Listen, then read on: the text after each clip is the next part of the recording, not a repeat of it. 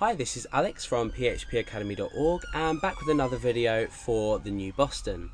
Now in this tutorial we are going to go on from our previous tutorial where we installed XAMPP for Windows. Now that we're at this stage where we've installed XAMPP, we've accessed localhost, we've tested that phpMyAdmin works, so we've run our MySQL databases for when we look at databases a lot later on, and we've also brought to attention the XAMPP control panel here, which allows us to start and stop particular services.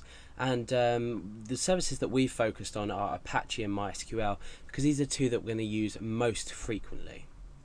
Okay, so now this tutorial is basically going to cover how to create your first PHP file, and we're going to do some little bit of output in it, nothing major because we have other tutorials explaining output and the PHP info function as well. So have a look at the other tutorials and you'll find some great information on that. Okay, so let's go ahead and we need to think about opening up this folder here. Let me just bring it into view. This folder here called XAMPP, and this is at c:\xampp by default. Depending on how you installed your XAMPP installation, depending on how you ran the installation, this might be different, but by default it's c:\xampp or whatever drive you've installed it to. So replace this with your drive letter. Okay, so in here we've got a few folders you can see, some of which are useful to us, some of which are not. We have our PHP installation folder, which contains all our DLLs, php.ini, so let's find that. We've got php.ini here, etc, etc. So there's another tutorial on php.ini, so go and check that out. Okay, so htdocs is the folder that I want to focus on in this tutorial because we're going to be creating our first file. Now inside htdocs, at the moment it's a bit of a mess for me, I've got a few files in here, but we want to create our PHP file in here. So let's just open up our browser. So you know now that we access our website from, or our local server from localhost.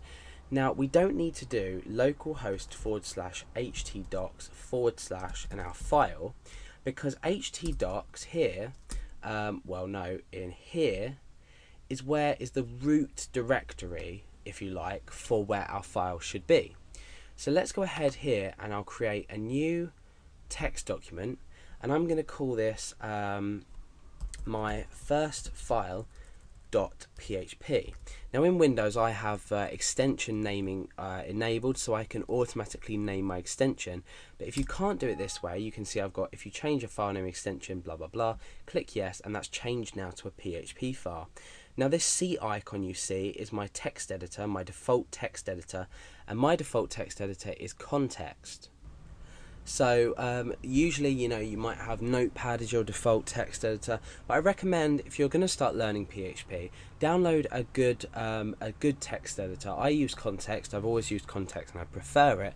However, some people prefer to use Notepad++ or even just Notepad. And I mean, there are many out there that you can use, depending on what platform you're in as well. You might be running a Linux system, so you may have different text editors available to you. So I've created this file like this. Now what you can do is, let's delete that and let's go over to my text editor. So I've got my text editor open here. I'm going to create a new file, and I'm going to save this. I'm going to go save as, and I'm in my htdocs folder here. So I'm going to type my first file.php, and then down here I'm going to save as type all files to make sure that the extension's read. Now watch what happens to this just up here, this text files bit here, when I click save. So let's get this into view as well. I'm going to click save, and you can see that's automatically changed syntax highlighting for my file. So if now the PHP extension is applied, we can see that file's been created there for us. The extension has been applied, and now syntax highlighting has been turned on. Now syntax highlighting, if you've ever programmed before, you'll know, highlights specific parts of the syntax, so constructors, variables, string data and integers, things like that. Just everything will be highlighted differently depending on how your text editor handles that, and you can modify that as well from options menus. But we're not here to talk about that, we're here to talk about the first PHP file. Now inside our PHP file, let's just actually go to our browser first and try and access this. So we know this is saved in c:\\examp and htdocs.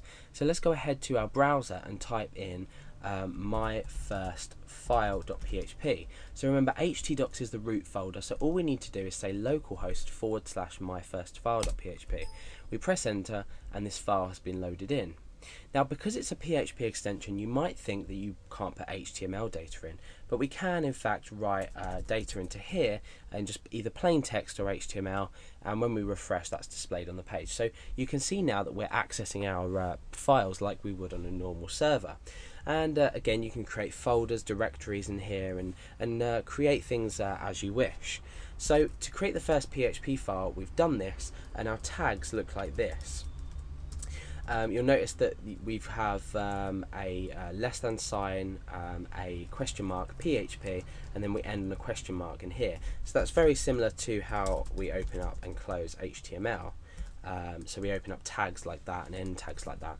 In PHP we do this, but that's not what this tutorial is about. We've created our file, we've accessed it from our web server, and now you can go on to the tutorials where we talk about echoing out data to the user and so on and so forth, and you can start your journey learning PHP.